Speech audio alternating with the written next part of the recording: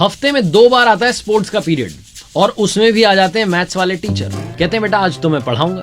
अगर ऐसा ही चलता रहा तो कैसे खेलेगा इंडिया और कैसे बढ़ेगा इंडिया। नमस्ते दोस्तों, मेरा नाम है आरजे कार्तिक। आप देख रहे हैं दी एक्सप्लेनर।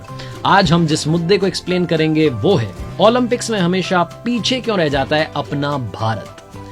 आइए सबसे पहले बात करते हैं उन टॉप 10 देशों की, उन टॉप 10 कंट्रीज की जो मेडल्स टैली में हमेशा टॉप पर रहते हैं। अब तक उन्होंने सबसे ज्यादा मेडल्स जीते हैं। सबसे पहले बात करते हैं अमेरिका की। यूएसए ने 2800 से ज्यादा मेडल्स जीते हैं। उसके बाद आता है यूनाइटेड किंगडम, जिन्होंने 800 से ज्यादा मेडल्स जीते हैं। फिर आती है जर्मनी, जिन्होंने 800 से ज्यादा मेडल्स जीते हैं। फ्रांस ने भी 800 से ज्यादा मेडल्स जीते हैं। इटली ने 700 से ज्यादा, स्वीडन ने 600 से ज्यादा, चाइना ने 600 से ज्यादा मेडल्स जीते हैं। रशिया, नॉर्वे, कनाडा ने 500 से ज्यादा मेडल्स जीते हैं। और बात करें अगर 140 करोड़ की आबादी वाले भारत की, तो अब तक के इतिहास में हमने सिर्फ 30 से ज्यादा मेडल्स जीते हैं, और जबकि हमें खेलते हुए काफी साल ओलंपिक्स में हो चुके हैं। वो क्या वजह है जिसकी वजह से हम ओलंपिक्स में हमेशा पीछे रह जाते हैं? सबसे पहला रीजन जो मुझे लगता है हमारे बच्चों के ऊपर है पढ़ाई का दबाव। आप माने या ना माने, हर कोई चाहता है कि उसका बच्चा बड़ा होकर के डॉक्टर बने, इंजीनियर बने, आर्किटेक्ट बने, वकील बने, सब बन जाए, लेकिन एथलीट ना बने। हमारे देश में पेरेंट्स को ये मालूम है कि हमारे बच्चे को हमें क्या करवाना है। वो अपने बच्चे की फ्रीडम उसको देते ही नहीं है। तारे ज़मीन पर, 3 इडियट्स, बहुत सारी मूवीज हमने देखी हैं, लेकिन अभी भी हमारा माइंडसेट जो है वहीं पर अटका हुआ है। इस बात का अंदाजा लगाइएगा आप कि हमारे देश के बजट की बात करते हैं तो एजुकेशन वाला जो बजट है वो 50,000 करोड़ रुपए से ज्यादा का है, और स्पोर्ट्स का जो बजट है वो लगभग 2,500 करोड़ है इस साल का।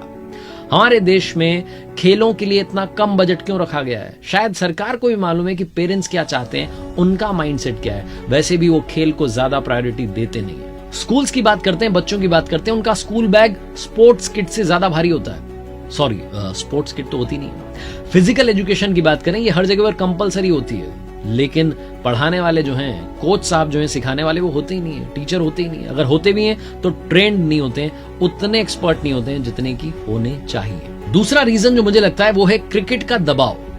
हमारे देश में अगर मैं आपसे पूछूं टॉप 10 क्रिकेटर्स के नाम बताइए, आप फटाफट बता देंगे। लेकिन मैं आपसे पूछूं कि हमारे देश के टॉप 10 एथलीट्स के नाम बताइए, आप सक पका जाएंगे। बहुत सारे लोगों को तो ओलंपिक्स में कौन कौन से खेल होते हैं ये नहीं पता है।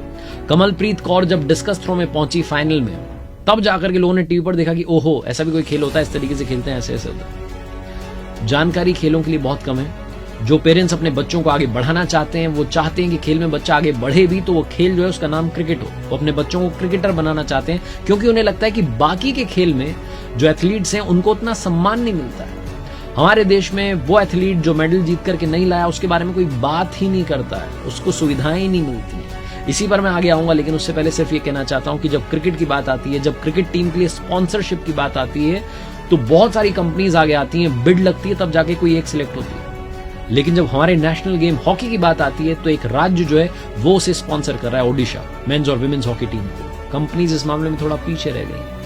बहुत सारी कंपनीज को लगता है कि ये गेम्स इतने पॉपुलर नहीं है, तो क्यों अपना पैसा वहां वेस्ट किया जाए, इसीलिए शायद वो स्पॉन्सरशिप के लिए आगे नहीं आती, और बहुत सारे खेल आगे बढ़ने से, बहुत सारे खिलाड़ी आगे बढ़ने से रह जाते हैं। क्रिकेट की इस आंधी में, इस तूफान में, इस चकाचौंध में छोटे छोटे खेल सिमट के रह जाते हैं। एक और सबसे बड़ी वजह है वो है सुविधाओं का अभाव। हमारे देश में अगर कोई एथलीट बनना भी चाहे तो उसे मालूम है कि उसे वो सुविधाएं नहीं मिलेंगी जो मिलनी चाहिए। हमारे देश में आप जितने भी मेडलिस्ट को ले लीजिए, बड़े एथलीट्स को ले लीजिए, उनकी यात्रा को आप शुरू से देखना शुरू कीजिए, पढ़ना शुरू कीजिए, भर भर के स्ट्रगल मिलेगा। उन्होंने उस सुविधाओं के अभाव में भी कमाल किया है, ये उनकी काबिलियत है। वरना तो आपको ही मालूम है कि हमारे यहाँ पर अभी भी सुविधाओं का अभाव है। जैसा कि मैंने बताया, स्पोर्ट्स बजट काफी कम है। जब इतना कम बजट होगा तो फिर कैसी सुविधाएं होंगी, ये भी आप समझ सकते हैं। अमेरिका क्यों आगे है? क्योंकि पहली बात तो वो रिच हैं, बहुत पैसा खर्च करते हैं, स्पोर्ट्स में बहुत पैसा खर्च करते हैं, और शायद इसीलिए वो हर मामले में ओलंपिक्स में आगे निकल जाते हैं। तकरीबन 3,000 मेडल्स उनके नाम हो जाएंगे बहुत जल्द, जिस स्पीड से वो लोग मेडल्स जीत रहे हैं। आप सोच रहे होंगे अमेरिका की क्यों बात कर रहा हूं? पाकिस्तान की तो बात करने से रहे, जहां के बहुत कम खिलाड़ी वहां पहुंचते हैं, उनकी बात नहीं करते, अमेरिका की बात करते हैं। उनके बारे में जब थोड़ा रिसर्च कर रहा था तो मुझे एनसीएए के बारे में मालूम चला, National Collegiate Athletics Association. NCAA हर साल इंटर कॉलेज स्पोर्ट्स कंपटीशन करवाता है, जिसमें बड़े से लेकर के छोटा तक हर कॉलेज जो है पार्टिसिपेट करता है। और एनसीएए के बारे में जब मैंने मालूम किया तो वो एथलीट्स को स्कॉलरशिप देते हैं, फुल टाइम ट्यूशन वेवर देते हैं, पार्ट टाइम ट्यूशन वेवर देते हैं, स्टाइपेंड देते हैं। इस तरीके से जो एजुकेशन है वो फ्री हो जाती है, उसका लोड जो है माइंड में नहीं होता है, सिर्फ और सिर्फ खेलों पर फोकस करते हैं वहां के बच्चे। 12-13 साल के बच्चे भी मोटिवेटेड होते हैं स्पोर्ट्स में जाने के लिए, सोशल एक्सेप्टेंस भी उन्हें मिलती है, सोसाइटी भी कहती है कमाल करके दिखा दिया। यूनिवर्सिटी एडमिनिस्ट्रेशन हो, स्टूडेंट्स हो, उनके पेरेंट्स हो, हर कोई प्राइड फील करता है जब बच्चा मेडल जीत करके लाता है अमेरिका में। इसीलिए वो जो कल्चर है वहां डेवलप हुआ है, सुविधाएं वहां डेवलप हुई हैं, सारा कमाल जो है वो उस लेवल से शुरू होता है जिसे हम स्कूल लेवल कहते हैं, कॉलेज लेवल कहते हैं। वहीं से सारा चेंज आता है जिसकी अभी भी भारत में बहुत ज्यादा कमी है। एक और बड़ा रीजन है आपस में भेदभाव। हमारे यहां पर दंगल का एक डायलॉग है जो कि बड़ा फेमस हो गया है, मारी छोरियां छोरों से कम है के। और ये जो डायलॉग है इसको हर बार यूज किया जा रहा है। मैं एक बात कहना चाहता हूं, ना तो छोरियां छोरों से कम हैं, ना ज्यादा हैं, छोरियां छोरों के बराबर हैं। ये छोटी सी बात अगर इधर फिट हो गई तो देश में सब कुछ बदल जाएगा। देश बदलने से पहले, ओलंपिक्स में अपना जो परफॉर्मेंस है उसे बदलने से पहले हमें अपनी सोच को बदलना होगा, इसका डेवलपमेंट करना होगा। ये बहुत ज्यादा जरूरी है। हमारे देश में लगभग 71 करोड़ पुरुष हैं, 66 करोड़ महिलाएं हैं। अगर महिलाओं को आगे आने का मौका दिया जाए, लड़कियों को खेल में लाया जाए, उन्हें मोटिवेट किया जाए, इंस्पायर किया जाए, तो वो भी कमाल कर सकती हैं। भारत की फॉर्मर एथलीट पीटी उषा जी से पूछा गया एक इंटरव्यू में कि क्यों हम चाइना के हिसाब से परफॉर्म नहीं करते, क्यों हम अमेरिका के हिसाब से परफॉर्म नहीं करते, क्यों हम उस लेवल का परफॉर्म नहीं करते। चाइना वाले बहुत मेडल जीतते हैं, अमेरिका वाले बहुत मेडल जीतते हैं, भारत पीछे क्यों है। पीटी उषा कहती हैं कि पिछले 20 साल से सवाल मैं खुद से भी पूछ रही हूं और मेरे पेरेंट्स कहते हैं कि सच बोलो, लेकिन मैं कड़वा सच बोलना नहीं चाहती, मैं चुप रहना चाहती हूं। उनकी जो खामोशी है ये भी काफी कुछ कह जाती है। पढ़ाई का दबाव, क्रिकेट का प्रभाव, सुविधाओं का अभाव और आपस में भेदभाव, ये वो रीजन है जिनके बारे में हमने बात की। लेकिन खाने में चाव, ये भी तो है। हमारी फूड हैबिट्स इतनी खराब हैं, उनके बारे में तो क्या कहना। कपिल देव साहब कहते हैं कि फ्राइड फूड बहुत खाते हैं इंडियंस, इसीलिए शायद वो पेस बॉलर्स नहीं बन पाते, स्टेमिना उतना नहीं होता है। एथलीट्स की डाइट बहुत इंपॉर्टेंट होती है। मीराबाई चानू की कहानी जब मैंने पढ़ी, जब उनके बारे में वीडियो कर रहा था, तो मैंने सुना समझा कि मीराबाई चानू के परिवार ने एक चाय की थड़ी लगाई ताकि एक्स्ट्रा इनकम हो सके और मीराबाई चानू की जो एथलीट वाली डाइट है उसे मैनेज किया जा सके।